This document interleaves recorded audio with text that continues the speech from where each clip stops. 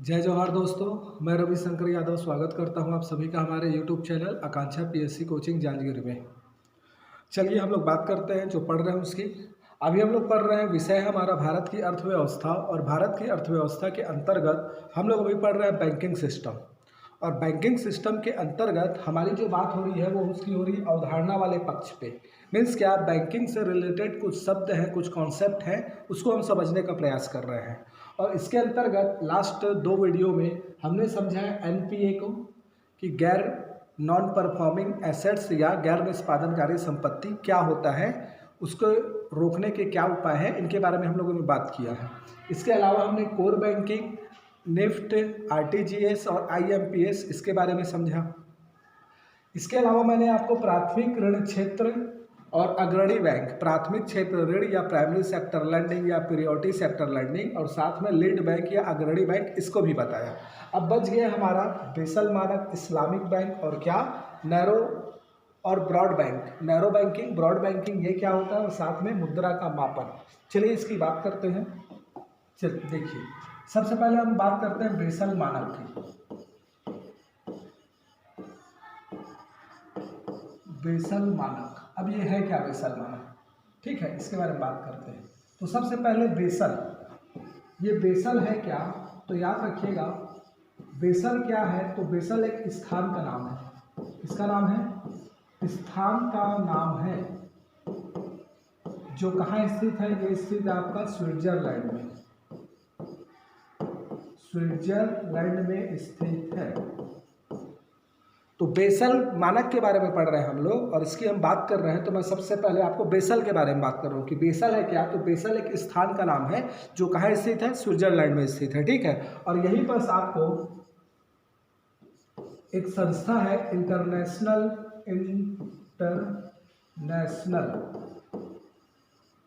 Bank of settlement, bank of settlement, ठीक है। तो ये जो बेसल स्थान है ना, यहीं पर आपका एक संस्था है क्या, इंटरनेशनल बैंक ऑफ सेटलमेंट। मतलब बैंकों से संबंधित अगर कुछ वाद विवाद होता है अंतर्राष्ट्रीय स्तर पर, तो उसका सेटलमेंट करती है ये संस्था। इसी को बोला गया इंटरनेशनल बैंक ऑफ सेटलमेंट, जो कहाँ स्थित है, बेसल में स्थित है। और बेसल कहाँ है, स्विट्जरलैंड में। इसी संस्था के द्वारा क्या किया गया, इंटरनेशनल बैंक ऑफ सेटलमेंट के द्वारा 1974 में एक समिति का गठन किया गया। इस संस्था के द्वारा 1974 में एक समिति का गठन किया गया, एक समिति का गठन, ठीक है। और ये समिति का जो गठन किया गया, इसी समिति को बोला जाता है क्या, बेसल समिति। क्या समिति बोला जाता है, बेसल समिति कहा जाता है, ठीक। और इस बेसल समिति में भारत सहित 27 देश शामिल हैं, 27 देश शामिल है। समझिए बात को मैं क्या बोल रहा हूँ। ये जो इंटरनेशनल बैंक ऑफ सेटलमेंट है, इसके द्वारा क्या किया गया, 1974 में एक समिति का गठन किया गया, और इस समिति का नाम क्या बोल दिया गया, बेसल समिति, ठीक। और इसमें सदस्य के रूप में भारत सहित 27 देश इसमें क्या है, मेंबर है, ठीक। अब इस समिति का काम क्या है, तो यह समिति का काम क्या है, तो ये समिति क्या करती है, समय समय पर बैठक करती है, समय समय पर बैठक करती है, ठीक। यह समिति क्या करती है, समय समय पर बैठक करती है। और इस बैठक में क्या करती है, बैंकिंग क्षेत्र से संबंधित चुनौतियों का पहचान करती है ना। तो मैं क्या बोल रहा हूँ, बैंकिंग क्षेत्र से संबंधित, अब मैं बैंकिंग पूरा नहीं लिख रहा हूँ, बोल रहा हूँ बार बार, है ना, उसी लिए मैं क्या बोल रहा हूँ, बैंकिंग क्षेत्र से संबंधित क्या करती है, चुनौतियों का पहचान करती है। किसकी, चुनौतियों की पहचान करती है, और पहचान करके इसके लिए समाधान देती है। क्या करती है, समाधान देती है, समाधान भी जारी करती है। तो मैं क्या बोल रहा हूँ यहाँ पर, ये बैंकिंग से संबंधित चुनौतियों का पहचान करके इसके लिए समाधान भी जारी करती है। बात समझना, इस बात को समझना। फिर से मैं क्या बोल रहा हूँ, बेसल मानक पढ़ रहे हैं और बेसल मानक के अंतर्गत मैं सबसे पहले बता रहा हूँ कि बेसल क्या है। तो बेसल एक क्या है, स्थान का नाम है जो कहाँ है, स्विट्जरलैंड में स्थित है। और यहीं पर आपका संस्था है क्या, इंटरनेशनल बैंक फॉर सेटलमेंट। इसी संस्था के द्वारा 1974 में एक समिति का गठन किया गया जिसे बेसल समिति कहा गया। ठीक है, क्या कहा गया, बेसल समिति। और इस समिति में भारत सहित 27 देश शामिल हैं। ठीक, उसके बाद क्या बोला जा रहा है, इस समिति का काम क्या है। तो इसका काम क्या है, तो बोला गया इस समिति का काम क्या है, समय समय पर बैठक करके बैंकिंग क्षेत्र से संबंधित चुनौतियों का पहचान करना और उसके लिए समाधान जारी करना। ठीक, अब आगे, ये जो समय समय पर बैठक करती है, तो इस बैठक में पार्टिसिपेट करता कौन है। तो इसमें पार्टिसिपेट करता है प्रत्येक देश का केंद्रीय बैंक का गवर्नर। प्रत्येक देश के केंद्रीय बैंक का गवर्नर इस बैठक में क्या होता है, शामिल होता है। तो हमारे देश के लिए अगर बोला जाए तो क्या, आरबीआई का गवर्नर, या फिर इसको हम आरबीआई भी नहीं लिखेंगे, वही लिखेंगे क्या, इस बैठक में शामिल कौन होता है। तो इस बैठक में शामिल होता है प्रत्येक देश का केंद्रीय बैंक का गवर्नर।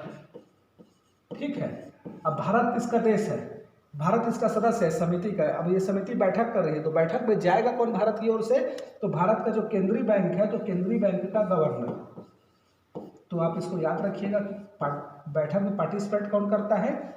चलो इसको मैं नेक्स्ट स्लाइड में लेता हूँ। तो मैं क्या बोला, इस बेसल जो समिति है, इस बेसल समिति,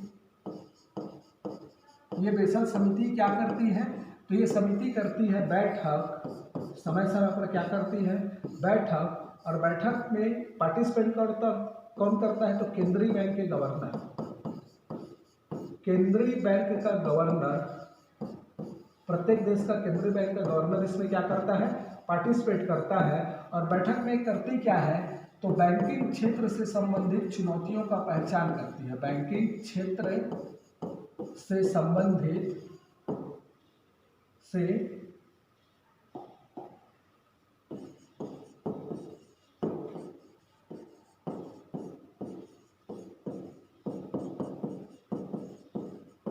चुनौतियों की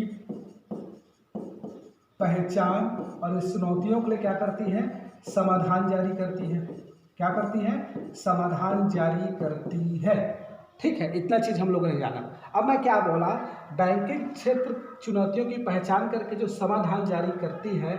और ये बैंकिंग क्षेत्रों की जो पहचान है चुनौतियों की, तो ये 3 तरीके की चुनौतियों की पहचान की है। एक ऋण संबंधी जोखिम, दूसरा क्या, बाजार संबंधी जोखिम, और तीसरा क्या, परिचालन संबंधी जोखिम।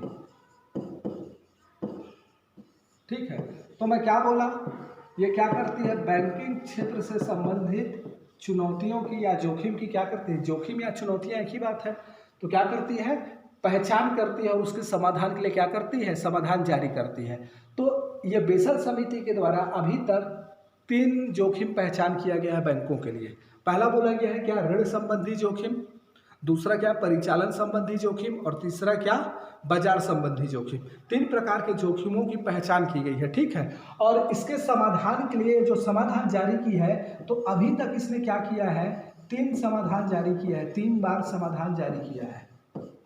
3 बार क्या किया है, समाधान जारी किया है। समझना मैं क्या बोल रहा हूं, 3 बार समाधान जारी किया है। तो अब मैं आ रहा हूं बेसल मानक पर। अब मैं किस पे आ रहा हूं, बेसल मानक पर। तो मैं क्या बोल रहा हूं, इस बेसल समिति के द्वारा समय समय पर बैठक करके बैंकिंग क्षेत्रों की चुनौतियों की पहचान करके उनके संबंध में जो समाधान जारी किया जाता है, इसी समाधान को बेसल मानक के नाम से जाना जाता है। मैं क्या बोला, फिर से समझना, बेसल मानक है क्या, मैं क्या बोला, हम पढ़ के आ रहे हैं बेसल मानक। पढ़ना अपने को क्या है, पढ़ना अपने को क्या है, बेसल मानक पढ़ना है। ठीक है, बेसल मानक। तो बेसल मानक किसको बोला जाए, तो इस बेसल समिति के द्वारा समय समय पर बैठक करके बैंकिंग क्षेत्र की चुनौतियों की पहचान करके उनके संबंध में जो समाधान जारी किया जाता है, इसी समाधान को बेसल मानक के नाम से जाना जाता है। ठीक, अब मैं अभी क्या बताया, ये 3 बार समाधान जारी किया गया है। अब मैं क्या बोला, यही समाधान क्या है, बेसल मानक है। मतलब अभी तक 3 बार समाधान जारी किया गया है, और इसी जो जारी किए गए हैं 3 बार समाधान, इसी को क्रमशः इसी को क्रमशः बेसल 1, बेसल 2 और बेसल 3 के नाम से जाना जाता है। तो मैं फिर से एक बार बोल रहा हूँ, क्या बेसल समिति के द्वारा समय समय पर बैठक करके बैंकिंग क्षेत्रों से संबंधित जोखिमों की पहचान की जाती है और उसके समाधान के लिए क्या किया जा रहा है, उसके लिए समाधान जारी किया जाता है। तो समय समय पर बैठक करके बेसल समिति के द्वारा जो समाधान जारी किया गया है, इसी समाधान को बेसल मानक के नाम से जाना जाता है। और अभी तक इस समिति के द्वारा क्या किया गया है, 3 बार समाधान जारी किया गया है, जिसे क्रमशः बेसल 1, बेसल 2 और बेसल 3 के नाम से जाना जाता है।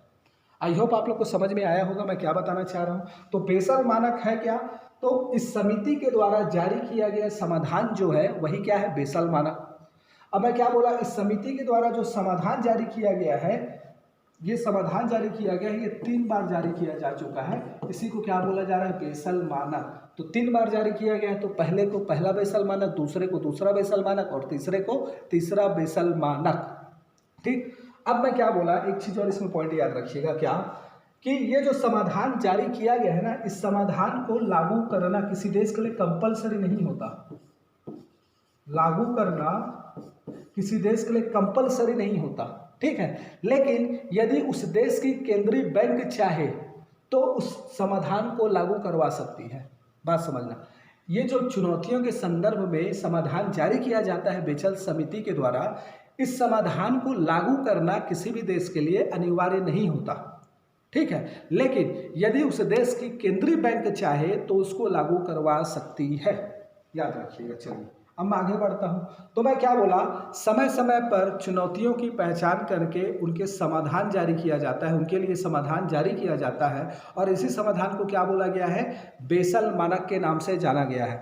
और कितने जोखिमों की पहचान की गई है, 3 जोखिम को, ऋण, बाजार और परिचालन संबंधी। तो आप इसको पॉइंट वाइज ऐसे लिखेंगे।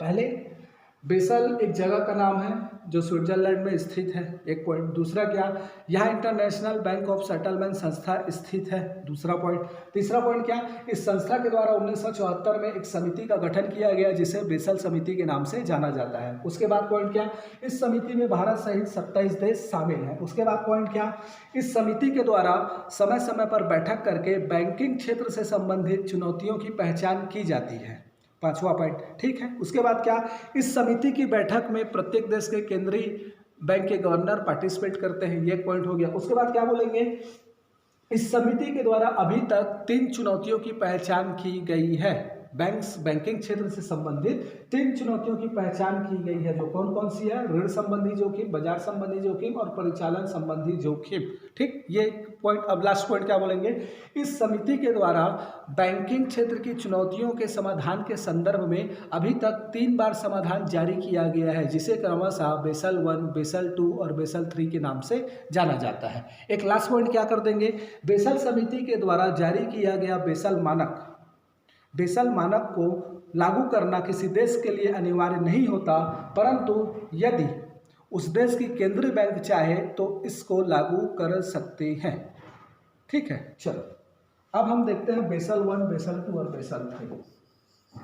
तो बेसल मानक के अंतर्गत में क्या बोला, 3 बार समाधान जारी किया गया है, जिसे क्रमशः बेसल 1, बेसल 2 और बेसल 3 बोला गया है। चलिए अब बेसल 1 जो जारी किया गया, इसमें क्या किया गया, इसमें क्या बोला गया, बैंक की जोखिम के संदर्भ में, बैंक के जोखिम के संदर्भ में, तो बैंक के जोखिम के संदर्भ में ऋण संबंधी जोखिम को स्वीकार किया गया।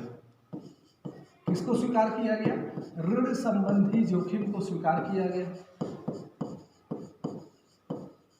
ऋण संबंधी जोखिम को क्या किया गया, स्वीकार किया गया, ठीक है। मतलब बोला गया कि भाई जो ऋण दे रहे हो ना आप लोग, बैंकों के द्वारा जो ऋण दिया जाता है वो क्या है, जोखिम है करके, ठीक। ये बोला गया इसके द्वारा, ठीक है, ये बोला गया। लेकिन इस ऋण में सरकार को दिए गए ऋण को जोखिम नहीं माना गया। सरकार को दिए गए ऋण को जोखिम नहीं माना गया। बात समझ रहे हो मैं क्या बोल रहा हूं, जोखिम नहीं माना गया। तो जो बेसल वन आया, इस बेसल वन में क्या बोला गया, बेसल वन, इसको याद करिएगा, जारी किया गया था 1998 में। अभी आपको बताया ना 3 बार जारी हुआ है। तो ये प्रथम जो जोखिम है बेसल वन जो जारी हुआ है वो जारी कब हुआ है, 1998 में। ठीक है, तो क्या बोला गया 1998 में कि भाई ऋण को जोखिम माना गया और बोला गया कि भाई जो ऋण आप दे रहे हो वह क्या है, एक जोखिम भरा ऋण है, उसको जोखिम माना गया, खतरा माना गया बैंकिंग सेक्टर के लिए। लेकिन इस ऋण में जो सरकार को ऋण दिया जा रहा है उसको जोखिम नहीं माना गया। बोला कि सरकार को आप जितना भी ऋण दे रहे हो उस ऋण में जो सरकार को ऋण दिए हो वो जोखिम नहीं है। ठीक, अब बोला क्या गया, आप इस जोखिम के लिए क्या करो, तो इस जोखिम से निपटने के लिए, इस जोखिम से निपटने के लिए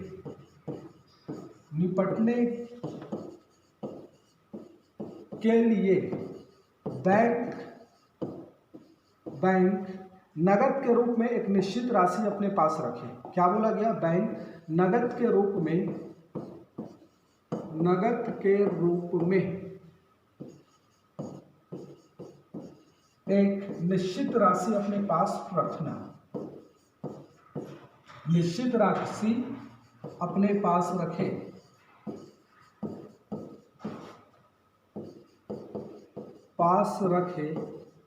और इस निश्चित राशि को जिसको रखना है अपने पास, इसको बोल दिया गया पूंजी पर्याप्तता अनुपात, CAR की राशि, पूंजी पर्याप्तता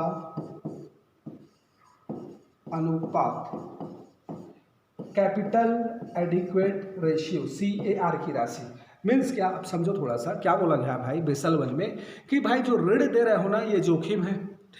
ठीक है, ऋण की राशि जोखिम है, लेकिन इस ऋण में ऐसा ऋण जो सरकार को दिया गया है वह जोखिम नहीं है। ठीक, ये बात भी बोला गया। और बोला क्या गया, इस जोखिम से निपटने के लिए प्रत्येक बैंकों को अपने पास निश्चित मात्रा में एक नगद राशि रखनी पड़ेगी, रखना चाहिए। क्यों, क्योंकि कभी ऋण वापस नहीं मिला तो ऐसा नहीं कि बैंक डूब जाए, आपके पास पहले से उससे निपटने के लिए क्या हो, राशि हो। और इसी राशि को क्या बोल दिया गया, पूंजी पर्याप्तता अनुपात या फिर कैपिटल एडिक्वेट रेशियो। ठीक है, CAR की राशि बोली गई। और बोला गया कि यह जो CAR की राशि है, एक चीज और बोला गया कि ये जो CAR की राशि है, कैपिटल एडिक्वेट रेशियो है या पूंजी पर्याप्तता अनुपात है, ये जो बैंकों की जमा राशि नहीं होगी, ये बैंकों की जमा राशि नहीं होगी, बल्कि इस राशि को बैंकों को अपने लाभ शेयर या वाणिज्यिक प्रमाण पत्र,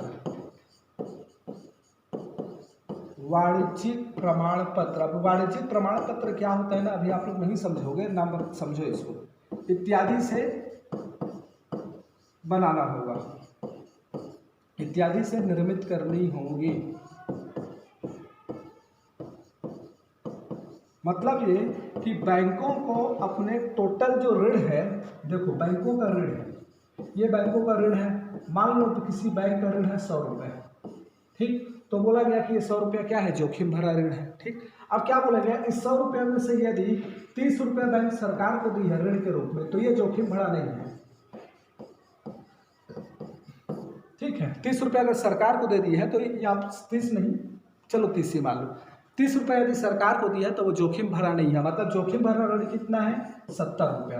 तो इस 70 रुपया का एक निश्चित अनुपात, वो जितना भी बोला गया होगा 10%, 20% है ना, उस निश्चित अनुपात को मान लो यहाँ बोल दिया गया 20%, तो 20% मीन्स क्या, 7 दूनी 14, तो 14 रुपीज़ इनको नगद के रूप में अपने पास रखना है बैंकों को। किस लिए, तो इस ऋण संबंधित जोखिम से निपटने के लिए। और ये जो 14 रुपये होगा ये बैंकों की जमा राशि नहीं होगी, इसको बनाने के लिए क्या करना पड़ेगा, बैंक को अपने लाभ से पैसा लगाना होगा, या फिर अपने शेयर से पैसा देना होगा, या फिर वाणिज्यिक प्रमाण पत्र जारी करके पैसा इकट्ठा करना होगा। जो लोग जमा कर रहे हैं बैंकों में जमा राशि, उससे इसको फंड को नहीं बनाना है। और ये फंड का नाम क्या दे दिया गया है, पूंजी पर्याप्तता अनुपात, capital adequate ratio, capital adequate ratio.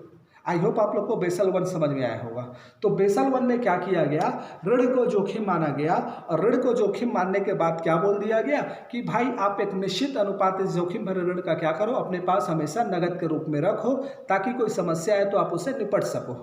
और इस ये जो निश्चित अनुपात है पूंजी का, इसको बोला गया पूंजी पर्याप्तता अनुपात। और बोला गया कि इस पूंजी पर्याप्तता अनुपात को आप जमा राशि से निर्मित नहीं करोगे, बल्कि वह आपके लाभ या फिर वाणिज्यिक प्रमाण पत्र या फिर शेयर से बनना चाहिए। वाणिज्यिक प्रमाण पत्र क्या होता है अभी मत समझो, ठीक है। इसके बाद बैंकिंग के बाद मैं मनी मार्केट और कैपिटल मार्केट पढ़ाऊंगा, उसमें क्लियर हो जाएगा कि वाणिज्यिक प्रमाण पत्र क्या होता है, समझ लो, ठीक है। एक लाइन में बैंकों को ऋण चाहिए रहता है ना, तो बैंक क्या करते हैं, वाणिज्यिक प्रमाण पत्र जारी करते हैं या जमा प्रमाण पत्र जारी करते हैं।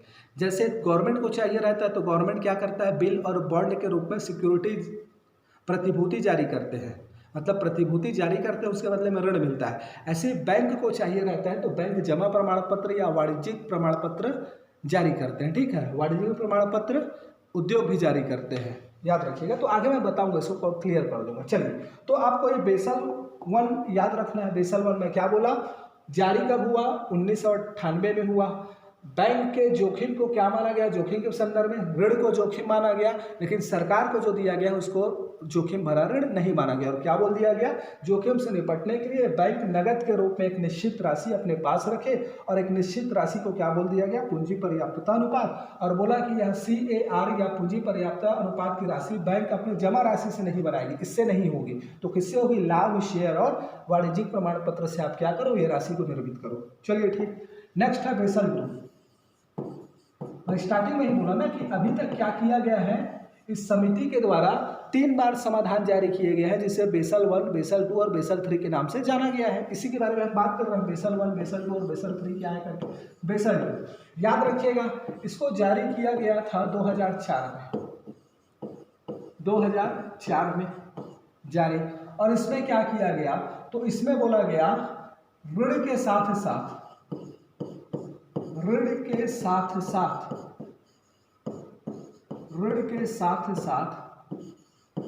बाजार और परिचालन संबंधी जोखिम को भी स्वीकार किया गया, परिचालन संबंधी जोखिम को भी स्वीकार किया गया।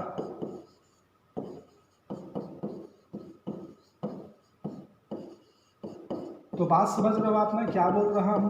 प्रथम में क्या बोला गया था, बेसल 1 में केवल और केवल क्या है, ऋण जोखिम है। अब बेसल 2 में क्या बोला गया, नहीं भाई ऋण तो जोखिम है ही, ऋण के साथ क्या क्या, परिचालन और बाजार भी जोखिम है। तो मैं आपको स्टार्टिंग में ही बता दिया हूं कि बेसल समिति का काम क्या था, बैंकिंग क्षेत्र से संबंधित चुनौतियों की पहचान करना। और स्टार्टिंग में ही बता दिया हूं कि समिति ने क्या किया है, 3 प्रकार की जोखिम की पहचान की है करके, और समय समय पर जो समाधान जारी किया गया है उसी को क्रमशः बेसल 1, बेसल 2, बेसल 3 के नाम से जाना जाता है। तो बेसल 1 में क्या किया, ऋण संबंधी जोखिम को स्वीकार किया, और बेसल 2 में क्या कर दिया, बाजार और परिचालन संबंधी जोखिम को भी स्वीकार कर लिया। बात क्लियर हुआ, चलिए ठीक, बस इतना ही है बेसल 2 में। अब बेसल 3 समझो।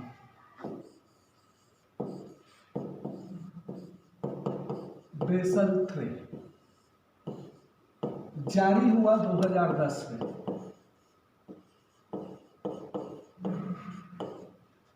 लागू भारत में। याद रखिएगा, लागू के संदर्भ में ना मैं क्या बोला, इसको लागू करना किसी देश के लिए अनिवार्य नहीं होता, लेकिन यदि उस देश की केंद्रीय बैंक चाहे तो इसको लागू करवा सकती है। तो हमारे यहाँ ना RBI ने तीनों मानक को लागू करवाया है, ठीक है। बेसल 1 को भी RBI ने लागू करवाया है, बेसल 2 को भी लागू करवाया है, और बेसल 3 को भी लागू करवाया है। तो ये जो बेसल 3 है इसको लागू किया गया है 1 अप्रैल 2013 से, ये लागू हो गया है। और बोला गया था कि 31 मार्च 2019 तक इसको पूर्ण रूप से क्या कर देना, लागू करना, पूर्णता लागू करना, पूर्णता क्या करना, लागू करना। तो याद रखिएगा, मैं क्या बोल रहा हूँ, बेसल 1 को भी लागू करवाया है, बेसल 2 को भी लागू करवाया है, लेकिन ये ज़्यादा इंपॉर्टेंट है बेसल 3, इसलिए मैं इसको डेट के साथ बता रहा हूँ। 1 अप्रैल 2013 से क्या है, लागू है। और इसको पूर्णता लागू कब करना है, तो पूर्णता बोला गया है कब करना है, 31 मार्च 2019 तक इसको क्या करना है, पूर्णता लागू कर देना है। बात क्लियर हो रहा है, अब बात समझिएगा आगे, ठीक है। मैं क्या बोला, ये बेसल 3 में क्या बोला गया, सरकार को दिए गए ऋण को भी जोखिम मान लिया गया, सरकार को दिया गया ऋण जो था, सरकार को दिया गया ऋण को भी, सरकार को दिया गया ऋण या सरकार को दिए गए लिख लेना, सरकार को दिए गए, ये दिया गया को दिए गए लिख लेना, सरकार को दिए गए ऋण को भी क्या मान लिया, जोखिम भरा ऋण मान लिया गया। क्या मान लिया गया, जोखिम भरा ऋण माना गया। अब बात समझना मेरा, स्टार्टिंग में क्या बोला गया था कि जो भी जोखिम भरा ऋण है ना, उस ऋण से निपटने के लिए टोटल ऋण का एक निश्चित अनुपात क्या करना है, नगद के रूप में बैंकों को रखना है, ठीक। और उस ऋण में, जोखिम ऋण में सरकार के ऋण को शामिल नहीं किया गया था, ठीक है। अब यहाँ पर क्या हुआ, सरकार को दिया गया ऋण को भी अगर जोखिम ऋण में शामिल कर लिया गया तो इसके वजह से क्या हुआ, ये CAR की जो राशि थी, पूंजी पर्याप्तता अनुपात की जो राशि थी, इस राशि में सडनली क्या हो गई, वृद्धि हो गई।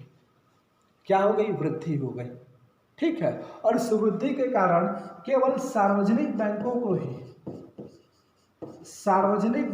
को ही इस CAR की राशि को मेंटेन करने के लिए 1.8 लाख करोड़ रुपए की जरूरत पड़ी है। कब पड़ी है, जब इस सरकार के ऋण को जोखिम में शामिल कर लिया गया।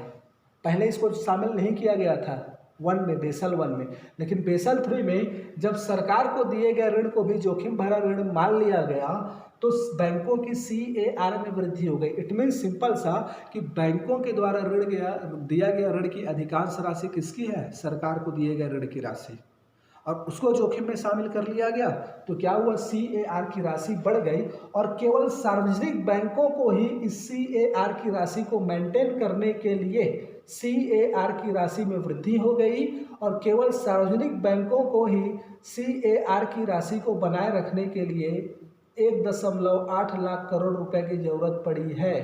तो सरकार ने बोला इसमें से ठीक है भाई, इस 1.8 लाख करोड़ में से 70 करोड़ को एक काम करो, आप अपने से मैनेज करो और 1 लाख करोड़ मैं दूंगा। तो गवर्नमेंट ने क्या बोला, ठीक है 70,000 करोड़ आप अपने से अरेंज करो, बाकी 1.1 लाख करोड़ रुपीस हम देंगे आपको, आपकी पूंजी पर्याप्तता अनुपात की राशि को बनाए रखने के लिए। और यह भी सुविधा दी गई बैंकों की कि आप CAR में अपनी जो बिल्डिंग है, भवन है, या आपके पास अन्य जो संपत्ति है, जमीन वगैरह, उसको भी आप CAR में दर्शा सकते हो, ठीक है।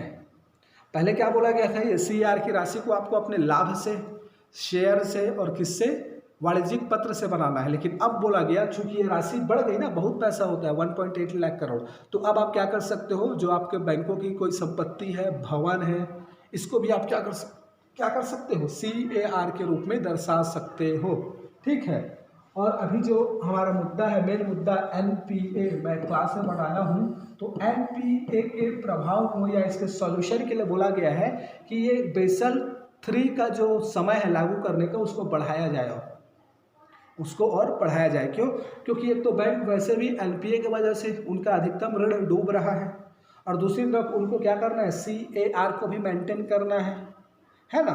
तो बोला गया है कि NPA के समाधान के लिए एक पॉइंट आप इसको ऐड कर सकते हो, क्या, जो मैं बताया हूँ इससे पहले वाले क्लास में NPA में, कि क्या NPA का सॉल्यूशन क्या हो। तो बोला गया है कि क्या भाई, ये जो बेसल मानक 3 है, इसको लागू करने के समय में क्या कर दिया जाए, वृद्धि कर दिया जाए। मतलब ये 2019 तक जो बनाना था, इसको थोड़ा और टाइम बढ़ा दिया जाए, ताकि इसमें का पैसा को, मतलब NPA का बर्डन उन लोगों में से क्या हो, कम हो करके। तो थोड़ा सा इसको याद रखिएगा। ये आपका क्या हो गया, बेसल 1, बेसल 2 और बेसल 3, और ऑल ओवर फाइनली हमने समझ लिया क्या, कि ये भाई बेसल समिति क्या होता है ना। तो बेसल समिति नहीं, बेसल मानक।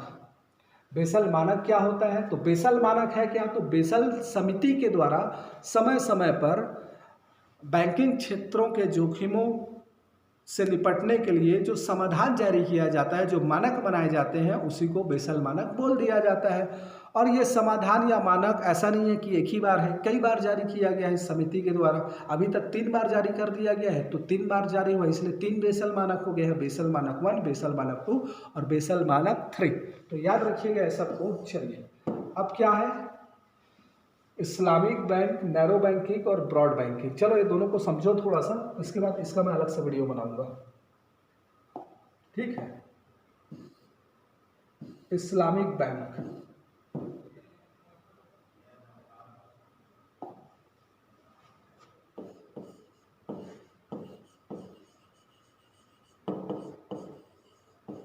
इस्लामिक बैंक क्या है? तो याद रखिएगा इस्लामिक बैंक क्या है, एक पॉइंट इसको जान लेना क्या है और ये कार्य क्या करती है। चलो, इस्लामिक बैंक क्या है तो याद रखिएगा यह NBFC है, एक गैर बैंकिंग वित्तीय संस्थान है जिसकी स्थापना कहाँ हुई है? तो 2013 में केरल में हुई थी। कहाँ स्थापना हुआ था? केरल में। तो याद रखिएगा भले इस्लामिक बैंक बोल दिया गया है लेकिन ये बैंक नहीं है, इस चीज़ को पहले ही दिमाग में बैठाइए, ये बैंक नहीं है, यह क्या है? गैर बैंकिंग वित्तीय संस्थान है। और गैर बैंकिंग वित्तीय संस्थान में आपको पढ़ा चुका हूँ क्या होता है। तो यह क्या है? एक गैर बैंकिंग वित्तीय संस्थान है जिसकी स्थापना 2013 में केरल में हुई थी। और यह गैर बैंकिंग वित्तीय संस्थान जो है यह शरीयत के कानून के अनुसार कार्य करता है। शरीयत के कानून के अनुसार क्या करता है? कार्य करता है। बात समझना, इसको भी क्या बोल रहा हूं? शरीयत के कानून के अनुसार क्या करता है? कार्य करता है। तो यह क्या है? एक गैर बैंकिंग वित्तीय संस्थान है जिसकी स्थापना 2013 में केरल में हुई थी। और यह क्या है? शरीयत कानून के हिसाब से क्या करता है? कार्य करता है, ठीक। अब यह कार्य क्या करता है? तो अपने आप में क्या है? ये NBFC है। क्या है? NBFC है। तो NBFC है इसलिए क्या करता है? जमा राशि प्राप्त करता है। क्या करता है? जमा राशि। तो यहाँ पर बहुत सारे लोग क्या करते हैं? जमा राशि देते हैं, ठीक है, जमा राशि प्राप्त करता है, ठीक है। याद रखिएगा भाई NBFC है ना, तो NBFC क्या करते हैं? NBFC का काम मैं क्या बताऊं? तो NBFC का काम मैं बताया था आपको कि ये क्या करते हैं? RBI के पास पंजीकृत में एक जो जमा राशि प्राप्त नहीं करते और जो दूसरा जो जमा राशि प्राप्त करते हैं, और दोनों क्या करते हैं? उस जमा राशि से क्या करते हैं? ऋण देते हैं। ये NBFC है, जमा राशि प्राप्त करके ऋण देते हैं। जो RBI के पास पंजीकृत है ऐसे NBFC ना, बाकी अदर NBFC भी है, LIC NBFC है, नाबार्ड NBFC है, सेबी वेबी, ये सब NBFC है, ठीक है। लेकिन जो जमा राशि प्राप्त करते हैं वो क्या करते हैं? मुख्यतः NBFC ऋण देने का काम करता है। ये मैं बता चुका हूँ गैर बैंकिंग वित्तीय संस्थान वाले वीडियो में, आप चाहो तो देख सकते हो उसको। तो मैं यहाँ पास क्या बताया, ये जो इस्लामिक बैंक है ये भी गैर बैंकिंग वित्तीय संस्थान है, तो ये भी क्या करता है? जमा राशि प्राप्त करता है। अब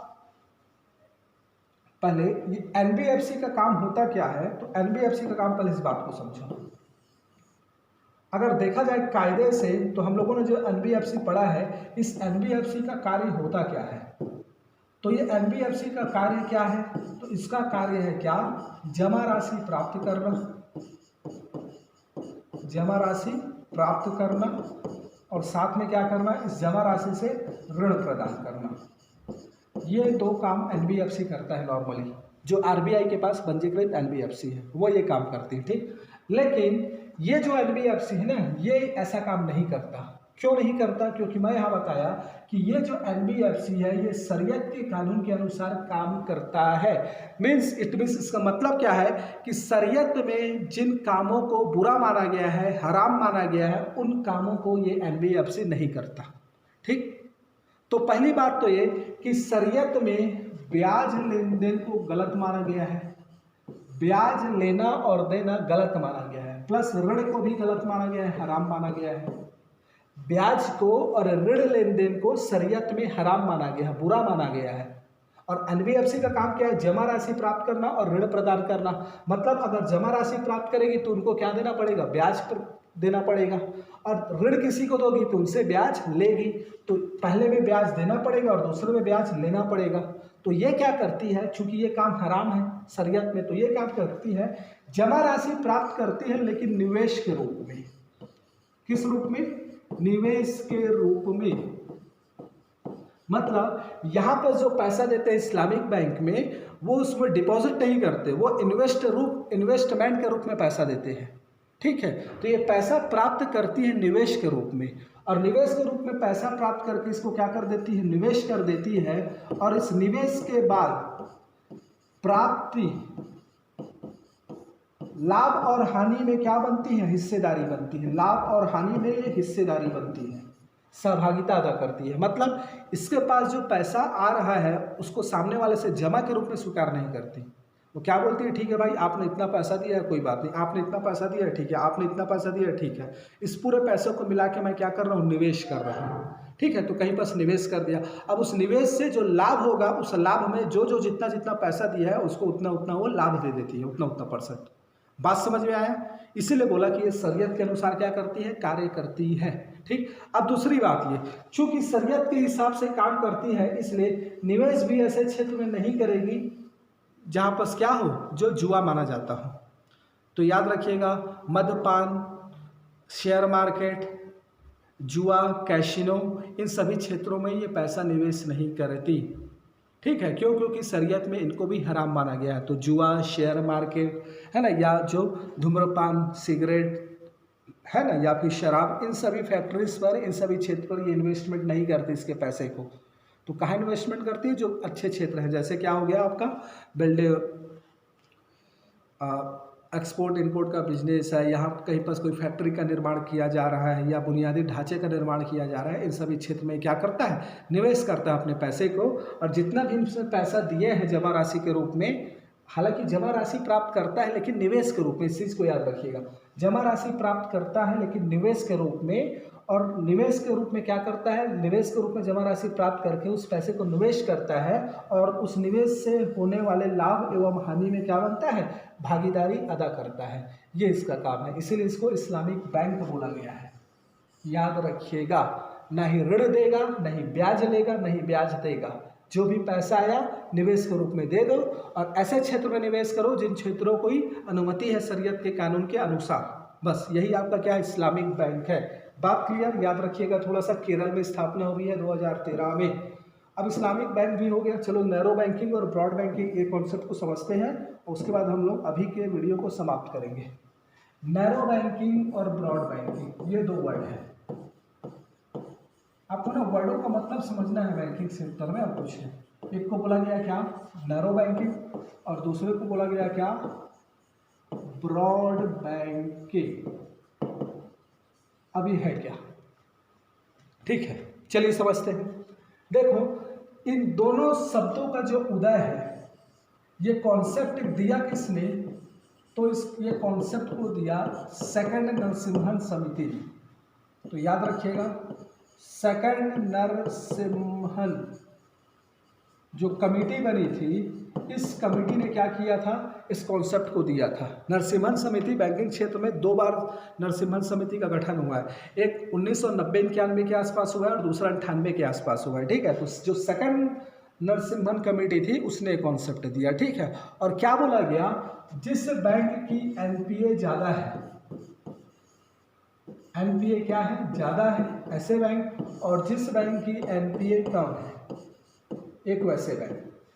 ठीक है, तो जिस बैंक की एनपीए ज़्यादा है, इन बैंकों को नैरो बैंकिंग का कार्य करना चाहिए। क्या? नैरो बैंकिंग, नैरो बैंकिंग का कार्य करना चाहिए। और जिस बैंक की एनपीए कम है, इनको ब्रॉड बैंकिंग का कार्य करना चाहिए। ब्रॉड बैंकिंग का कार्य करना चाहिए। ठीक है, अब नैरो बैंकिंग और ब्रॉड बैंकिंग के तहत क्या कार्य आ रहा है, तो नैरो बैंकिंग के तहत बोला गया केवल बैंकिंग, मतलब केवल जमा राशि प्राप्त करो, जमा प्राप्त करो और ऋण प्रदान करो। क्या करो? जमा राशि प्राप्त करो और ऋण प्रदान करो, ये काम बोला गया। तो आपको क्या करना है, जिनका एनपीए ज़्यादा है इनको सिर्फ नैरो बैंकिंग का कार्य करना है। मीन्स क्या, जो भी जमा राशि आ रहा है आपका, चाहे करंट अकाउंट के रूप में हो, चाहे सेविंग के रूप में हो, चाहे वो फिक्स डिपॉजिट के रूप में हो, तो आप जमा राशि प्राप्त करो और ऋण देते रहो, बस यही काम करो। लेकिन दूसरी तरफ इनको बोला गया क्या, इसी को बैंकिंग का कार्य बोला जाता है। बैंकिंग का कार्य इसी को बोला जाता है। ठीक है, तो ये क्या करो, इसको बोला गया सिर्फ बैंकिंग का कार्य करो, ओनली क्या, बैंकिंग का कार्य करो, तो ओनली बैंकिंग। ठीक, अब इसको क्या बोला गया, बैंकिंग के अलावा भी आप अन्य कार्य कर सकते हो। तो बैंकिंग के अलावा आप क्या करो, तो आप क्या करो, शेयर मार्केट से संबंधित काम करो तो डीमैट अकाउंट खुलवा के दे सकते हो। आप म्यूचुअल फंड का भी सुविधा दे सकते हो अपने ग्राहकों को। आप अपने ग्राहकों को LIC की भी सुविधा दे सकते हो।